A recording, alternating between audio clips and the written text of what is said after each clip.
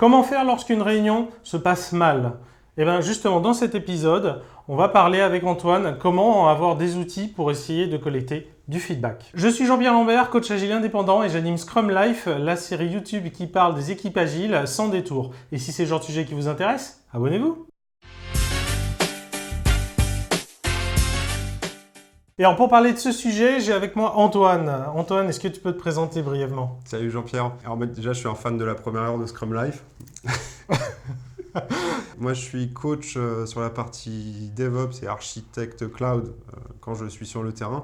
Je suis aussi cofondateur de Roti.express. Alors en fait, moi, j'ai eu l'idée de lancer ce truc-là lors de la pire réunion de ma vie. On était sur le terrain, une réunion projet, 14 personnes, des gens présentiels et à distance. Et en fait, tout s'est mal passé. C'était une véritable catastrophe. Il n'y avait pas d'ordre du jour, les gens sont arrivés en retard au compte-gouttes, les sujets ont complètement dérivé pendant la réunion. Il y en a même un qui s'est permis de répondre au téléphone pendant la réunion, alors là j'étais effondré. Voilà, donc j'ai complètement subi ça et je me suis dit, c'est pas possible en fait, on part sur une réunion hebdomadaire, c'est pas possible de refaire ça en fait la semaine prochaine. Donc je me suis dit, oulala, réflexe de coach agile, on va faire un tour de table à la fin, prendre 1 ou 2 minutes pour que chacun nous dise qu'est-ce qu'il a pensé de ce temps qu'on a passé ensemble et surtout qu'est-ce qu'on peut faire mieux la fois d'après. Ça n'a pas pu se faire parce qu'en fait on a commencé très en retard et à l'heure dite on s'est simplement fait virer de la salle. Je suis rentré chez moi assez mal et je me suis dit il faut que je trouve un moyen de faire cette prise de feedback. Je voulais quelque chose de rapide qui ressemble le plus possible à la méthode Roti.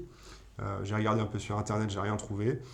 Qu'à cela ne tienne, 3-4 jours après, les premières lignes de code étaient en train d'être écrites et c'est là qu'a commencé notre histoire. Donc tu as parlé de Roti, alors on en avait déjà parlé je crois dans un épisode précédent, est-ce que tu peux rappeler le principe du Roti? Très brièvement, le Roti, qu'est-ce que c'est? C'est un rituel qu'on va faire en fin d'atelier, de réunion, de formation ou autre, où en fait on va faire un tour de table, c'est pas censé durer une éternité, hein. C'est 2 minutes, on fait un tour de table et chaque participant va donner son évaluation du temps passé. Roti, c'est l'acronyme de Return on Time Invested, donc c'est un retour sur investissement temps. Et je vais donner sur une échelle de 1 à 5 la qualité du temps que j'ai passé. Donc 1 par exemple, c'est je ne sais pas ce que je fais là, jusqu'à 5, c'était une super réunion, on a vachement avancé, énormément de valeur.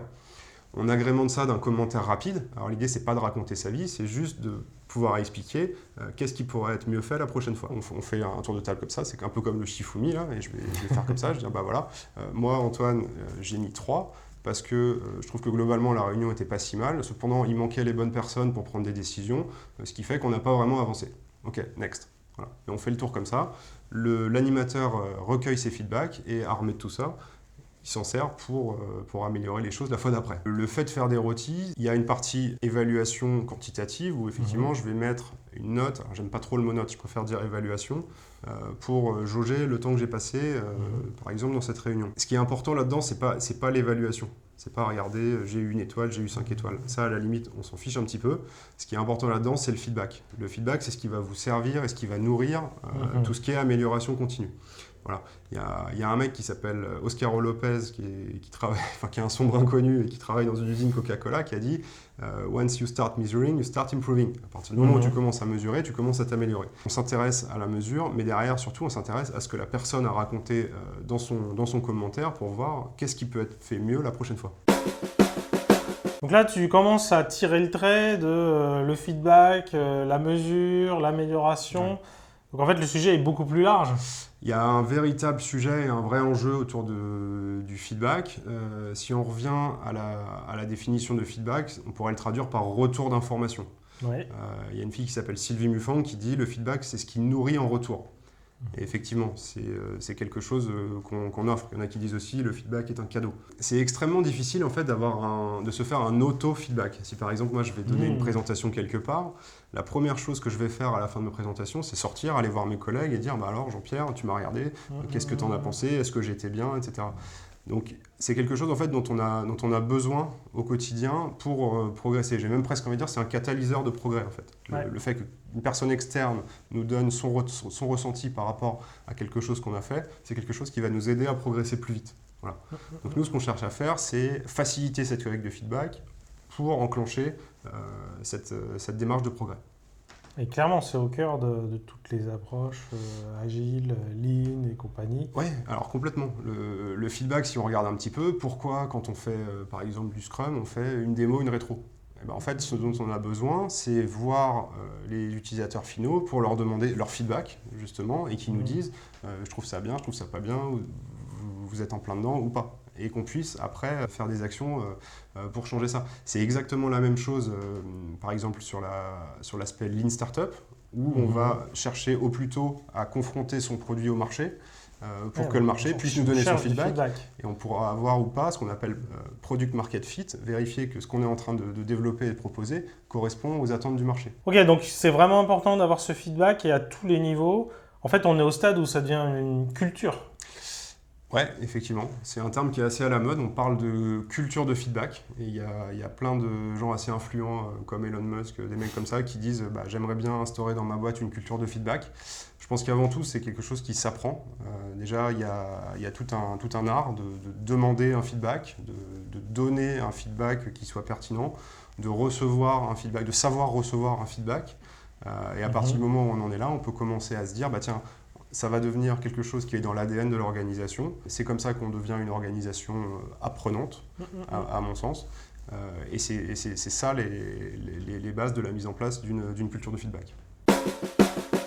Derrière, c'est pas juste des idées en l'air. Il y a plein de gens qui ont travaillé dessus. Il y a plein d'outils, plein de manières de le faire, des techniques. Si on pouvait donner un conseil à emporter, c'est quoi? Ça serait déjà le rôti, justement, qui est facile à... C'est un sujet qui est extrêmement dense. Alors...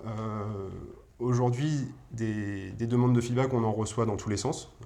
Quand on va voir un film au cinéma, on note avec des étoiles. Quand on fait une course avec Uber, on met des petites étoiles. Voilà, ça s'est bien passé, c'était super. Donc il y a différentes manières de le faire. Moi, je pense que pour un groupe d'individus, la méthode rôti est particulièrement adaptée et que c'est une belle manière de faire qui est surtout plutôt bienveillante pour aller chercher l'information dans la tête des gens et faire en sorte d'améliorer le quotidien, quoi. Pour l'avoir vécu, c'est pas non plus si simple que ça à faire. Alors, c'est pas trivial et il faut faire attention parce que ça peut être mal utilisé.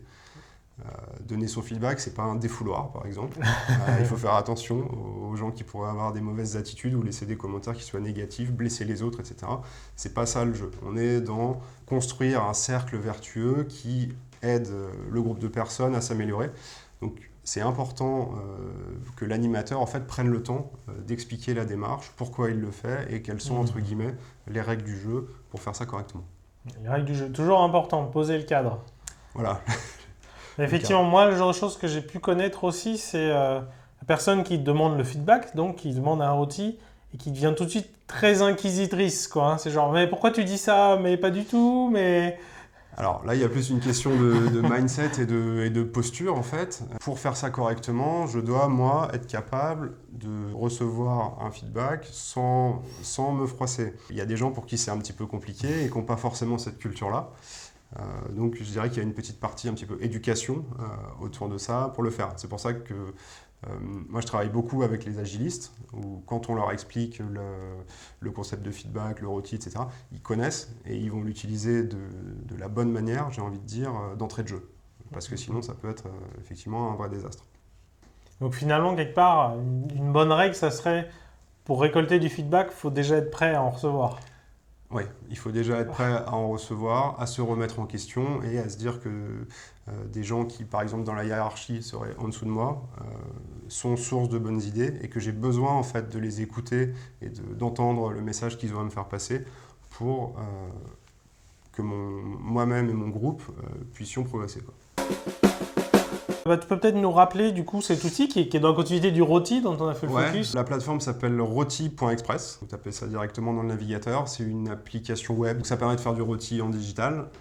Ça permet d'agréger toutes les informations à échelle d'une équipe, plusieurs équipes, une entreprise. On a un petit robot pour vous faciliter la vie qui permet de créer automatiquement le sondage et de l'envoyer à la liste de diffusion.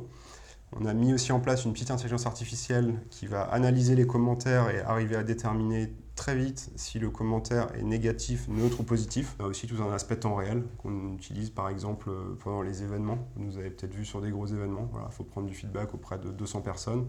Et à la fin de l'événement, on projette un grand QR code sur le mur. Les gens lèvent leur téléphone, ils flashent.